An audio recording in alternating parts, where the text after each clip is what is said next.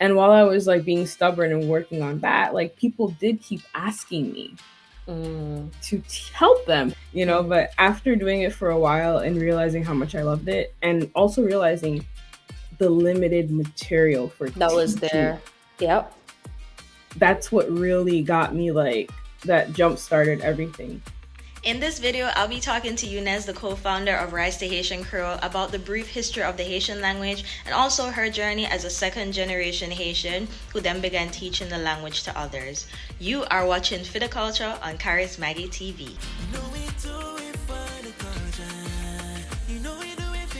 What up, everyone? Maggie here, and welcome back to my channel where I encourage you to submerge yourself in culture and live meaningful lives. And welcome to another episode of Culture. Today, I am here with Eunice. She is here representing IT, yes, all the way from the States, but we're going to be talking about the Haitian language, Haitian Creole, however you want to refer it as. She's representing her tutor business, which is called Rise to Haitian Creole. And so we're going to be talking about some stuff today regarding the language. It's no secret that I don't know a lot about it, and I won't act as if I do. So I definitely was glad to find her on Instagram, and I reached out and wanted to bring her on. So thank you again for joining me, Eunice. Oh no, thanks for inviting me. All right, so we're just going to get right into it, because Hmm. there are some questions or some feedback I've gotten from people, such as, knowing a bit more about the background of the language. Personally, I have found it difficult to really find one unified information when it comes on to languages that are considered Creole languages. So Hmm. I'm going to ask you, as someone who is teaching it, Hmm. what is your understanding of the brief history of the language? I mean, my understanding of it is that, well, we know that a Creole is basically a language that started out as a pidgin for people of different backgrounds, countries to have like a common language to speak. And then that becomes a Creole once the children of those people start speaking it as their first language. So for right now, that's part of it. That's how it began. So the languages that were part of that pigeon include, of course, French as like the substrate. So like you could see it as like the skeleton Mm. of it. But all the rest of the parts come from different languages like Ive and Taino. Some Portuguese is in there. Some other languages from Africa are all blended in there. Like there's like words. Don't mind me, I have notes. But there's like words from. Like the real teacher she Yeah, is. I had to come correct. Yeah. Okay, there's my favorite one. Like koosol, which is Mm. the soursop fruit. Yeah. So koosol, for example, it comes from the Taino language. So there's a lot, and then there's dikabes, which Mhm. is when you win in dominoes, but you can win on either side of the Okay. board. So like two heads, but that comes from Portuguese, for example. Oh. Yeah, yeah. So it's a nice blend, as a Creole is, it covers a lot of different cultures and takes from all of them. So yeah, that would be, to my understanding, the origins of Creole. So during the time of slavery in Creole, slaves coming from different parts, including from the native people on the island as well, need a way to communicate, hopefully in a way that the master doesn't understand. And there was a blend of that. They could communicate, and eventually the children themselves started speaking it as their first language. Mhm. Awesome. All right. Yeah. So I think that's, a pretty good explanation. It seems a bit similar to all the different backgrounds of different other Creole languages that I've heard before. So Mhm. that's one thing I guess you could see that unites us in terms of this community as well. Mhm. So one thing I'm interested in knowing, because even sometimes when I do speak and I brought on other different crows and I was doing some comparison videos, there were some phrases I didn't know, for example, were known in the Haitian language, but Mhm. someone told me, well, in my area, this would be said in that area as well, like coke and cose was one of Mhm. them. And Yeah. I've never used the word cose for talk. I always say pali, okay? Okay. So, Yeah. what about based on location? Is it that based on certain locations in Haiti, the language would also be spoken a bit differently as well? Yeah. Definitely. So it's basically split up into like three from what I've been told. So you have like the central area of Haiti, so near the capital. So Mhm. all of those not arrondissements are within the towns, but the local. Oh man, I forgot the name of Like Bureau? yeah, like the boroughs or the towns or cities that are Mm. surrounding the capital. Those parts in central Haiti, they have one way that they speak, and then when you go like into like the capital itself, they have a certain way they speak, and then as you go out to the north, they have one way that they speak, and then further down south, there's a way that they speak too. So the words, they might use similar words that have different meanings or just a different word altogether or idiomatic expressions altogether. Okay, Yeah. okay. Good to know. Good to know. Yeah. If you want to hear something super different, like if you go up north to Wanamet, which is Mhm. near how do you say that? Okap, or I think in English it's Kapaese. Mhm. Okay, yeah, but yeah, in Okap, like everyone, if they want to hear like a very different accent, and all Haitian people will say that, go to Okap. The Mm. the Creole sounds It's different. completely, yeah, sounds very very different. Yeah. Interesting. All Hmm. right, all right. So, Hmm. you've covered that for me. Thank you for Yeah. confirming that for me for Hmm. sure. So, talking about your journey of speaking the language, I mean, you're second generation Haitian, correct? Or first Yeah. generation? Okay. How does that work? Yeah, I'm the child of You're the. the child of immigrant. Yeah. Yeah. Okay. So, second generation. Graduation. So we definitely have common Mhm. interests, and I believe the struggle would be real for us because we were born to immigrant parents who moved to a country that's predominantly speaking like English, for example, or maybe it's French, depending on where you move, if it's Canada or the US. Mhm. And how did you find it in your journey to learning the language to now speaking and teaching it? What was that like for you, and what inspired you to even start teaching it? Uh,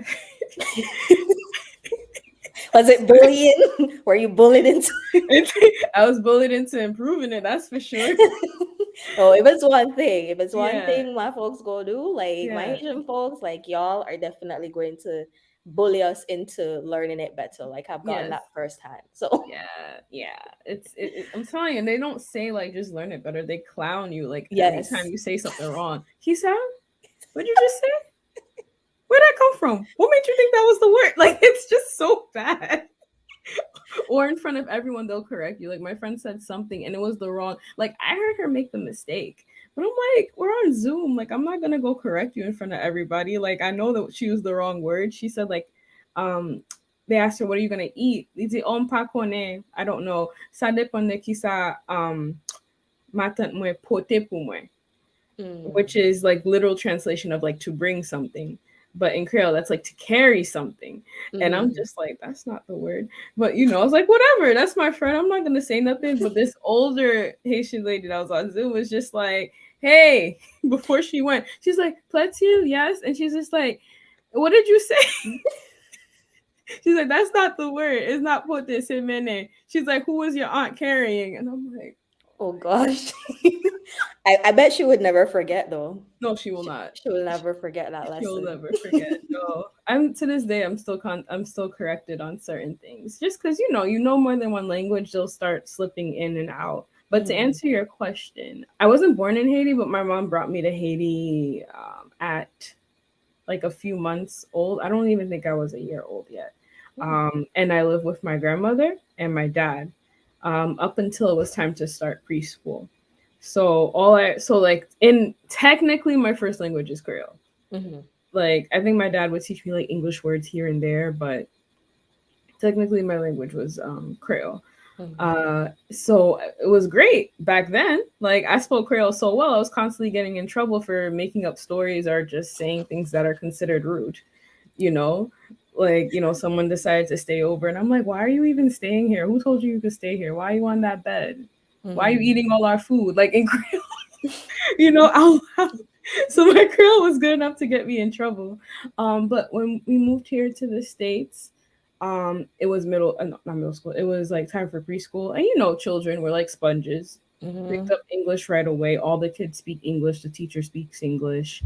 You want to fit in, so like I don't even recall the struggle of learning English. Mm-hmm. Like I don't It's just recall that that. easy a climb, yeah, you Yeah, assimilate into it. Yeah. exactly. Like to my brain, it's like I've always known it, which is why it's Mm, hard for me to explain to someone. I'm like, I don't actually know when I learned it mm, because I don't remember the struggle. gotcha. But from then on, it preschool still I'm like around my grandma more. I'm still speaking Creole, but once I hit elementary school, I stopped speaking Creole, Mm, as most children will do.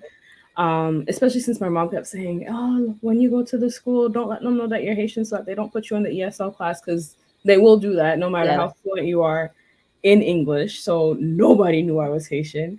I wouldn't ever say anything in Creole, but at home, I also stopped speaking Creole. Mm. So it's not. I mean, it's not real bullying, but my parents got scared, so they just stopped answering me when I spoke to them in English. It's like forcefully.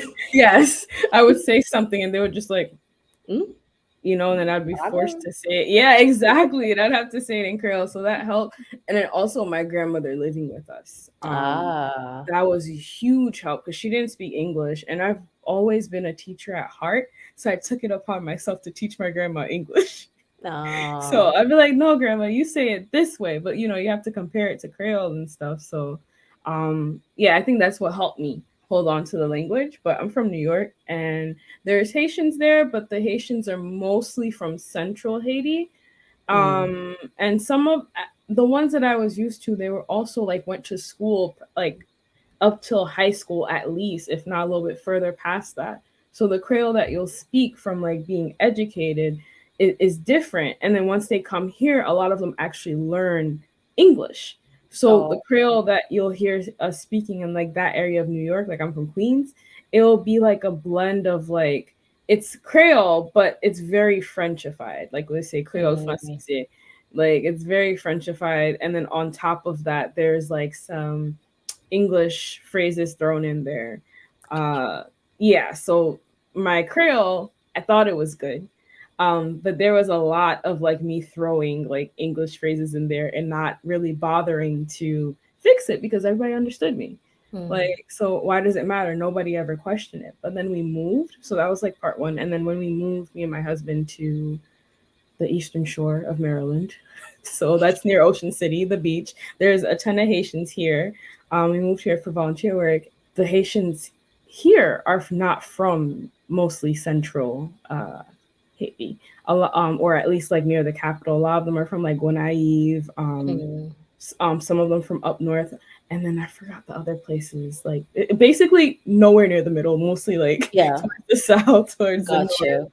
And I was trying to say I remember the one that stuck the most with me that made me realize that I had to work on my Creole was I was talking to this lady about something in the Bible about like I think God's kingdom or something. And I was trying to explain to her. I was like, yeah, it's like a government. And I said that in Creole. I said gouvernement. And she's looking at me like, what's that? And I'm Mm. like, gouvernement, like there's a president and like she's just like I don't know. I Yeah. don't The it, word wasn't registering for it her. wasn't. And I had to call my dad afterwards. I was like, is that not the word? I don't understand. He's like, where's she from? I was like, I don't know. He's like, she's probably not from like a large like city or town. So if she's from like a tibuk, which is like a village, they're not gonna think of it in large terms, gouvernement. So he's like, you gotta think of other words like I think like kasik and Mm. like those sorts of words. So then and then also everyone here speaks in uh proverbs, like using proverbs and idioms and Idioms. Yeah. I realized I was just like, man, if I want to get through to people, and also if I just want to be cool with people, like, because we didn't have family here, so I have to make friends. And Mm. I literally, like, they would be joking around, and I'm like, I don't know what they're You're talking like left out. Yeah, I know that feeling. People gossiping, the joke nice, and you're about. Yeah, like, man, I really wish I understood and I could jump in, man. Yeah. exactly. And that was the feeling. And I'm not used to that because I've been around Haitians all my life. I've always been comfortable. My accent's not bad. And, like, and I know a lot of the words. I grew up listening to like Moise Sixto and Langi Shot, like all of like the old stuff. Like my dad played Topicana every Sunday. Like Mm. I knew all of those things. I understood it well. I could joke around with those things. but it was just a whole different level. And I realized I'm like, if I want to be comfortable here, if I want to make friends, if I want to continue with my volunteer work, I was like, I gotta work on my Creole. That's when I realized it's like I don't really speak it. I mean, I Mm. speak Creole, but I'm like, that's not. I Like don't know. there's more to it than what Yeah, you're used to. Got you. yeah, it's not the Okay. Creole of the people. So Got you. it's been 5 years in the making of actually like working actively on my Creole. Like I have dictionaries, like I have textbooks. Like I don't think I've ever been into the language and the culture like my entire life until like these 5 years or Oh so. wow. So would that be around the time when you started to teach it? Like what was the then transition from you realizing you didn't know it enough to learning it to now you teaching it? Because now you have a whole Um business with your husband, right? yeah, Yeah. yeah. I let him hang out with me. I'm kidding. Um yeah, a- after like trying to improve myself, but then other people around me also wanted to learn Creole for volunteer work. I was more focused on teaching English because I went to school for linguistics. I got like certified in TESOL, and like that was honestly like my original plan. So I was like very like had tunnel vision. Mm, So I had originally like set up like a whole website, everything for teaching English. I was already doing it for companies, so I was trying to strike out on my own, and it was just rough because there's so many people who teach English that nobody wants to pay for yeah. like something higher to get like good quality classes. And while I was like being stubborn and working on that, like people did keep asking me Mm, to help them because I try to be really helpful. I understand what it feels like to not speak a language well or to feel left out. So I don't like people having that feeling. So I'll always work really hard to help them. mhm. So in the end, they're like, so what if since you teach anyway, want to just teach me Creole? I was like, nah, I teach English. But after a while of them asking, I figured I'm like, well, if it will help, let me start. I wasn't too confident, so I wasn't like charging a lot. I was just like, oh, if you want to pay me, okay. Mm, But after doing it for a while and realizing how much I loved it, and also realizing the limited material for that was teaching, there. Yep. that's what really got me like that jump started everything. Cause I was sitting here making material from scratch for every single lesson. I was like, whoa, this is taking all my time, you Yeah. know? So my thing is like, I have to get paid for this or I'm not gonna be able to like It wouldn't be make sustainable anymore for you. exactly because it was taking up all the time and I truly loved it. So Mm, I decided I'm like, well, let's jump in and let's see what happens. Cause honestly, I still wasn't privy to I just Creole, I'm so used to people like not even teaching their kids the language or like second generation Haitians who can't really speak it.